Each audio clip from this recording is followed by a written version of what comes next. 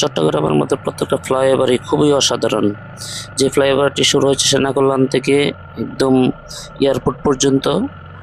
আগে যেহেতু আমরা যেতে হতো এয়ারপোর্ট, প্রায় ২ থেকে ৩ ঘন্টা হাতে নিয়ে হাতে সময় নিয়ে বের হতে হইতো। এখন যার সময় প্রায় ২০ মিনিটের মধ্যে এয়ারপোর্ট পৌঁছানো যায়। এই ফ্লাইওভারের উপর দিয়ে সকাল বিকাল আমি ২ টাইমে আসা যাওয়া করি প্রতিদিন।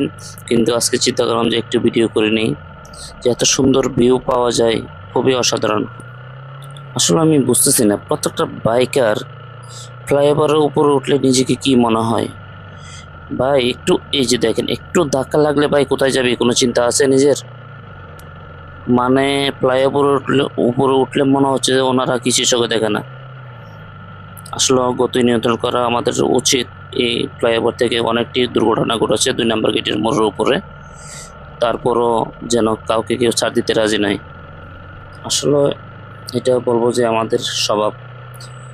কেন একটু ধীরে সুস্থে গেলে কোনো প্রবলেম হচ্ছে? দেখেন এই যে একটা বাইক, তার গতি সম্ভবত আমার ধারণা ৭০ থেকে ৮০ আছে। সে কিভাবে নিয়ন্ত্রণ করবে এই ইউটার্নটা দেখেন, এখানে স্লো করছে। আসলে ঠিক না এগুলো, নিজেকে কন্ট্রোল করাটা উচিত আমাদের। যেহেতু আমরা শূন্যের উপরে আছি, একটা উড়াল সড়ক বলতে বোঝা যায়। না হলে ৫০ থেকে ৬০ ফিট উপরে আছি বর্তমানে। এই সড়কটির উপরে কেন ওভারটেক করবো আমরা? একজনের পিছনে একজনে যাই, ধীরে সুস্থে যাই। একটা জিনিস মনে রাখবেন, ২ চাকার বাইক প্রতিনিয়ত আমাদের সাথে বেইমানি করবে। যেহেতু বেইমান নিয়ে আমরা চলাফেরা করি, তাই আমাদের নিজেকে কন্ট্রোল করা উচিত। কেউ আমাদেরকে এই দেখেন, এই বাইক কি করলো? কোনো প্রয়োজন আছে এই ওভারটেক করার দরকার আছে? আমি বুঝতেছি না কেন যে ওনারা ফ্লাইওভারের উপরে উঠলে এই জিনিসটা বেশিরভাগ করে। আমার মনে হচ্ছে ভাই আবার লং সাইডে দিয়ে যাবেন। এই যে এই হলো আমাদের স্বভাব।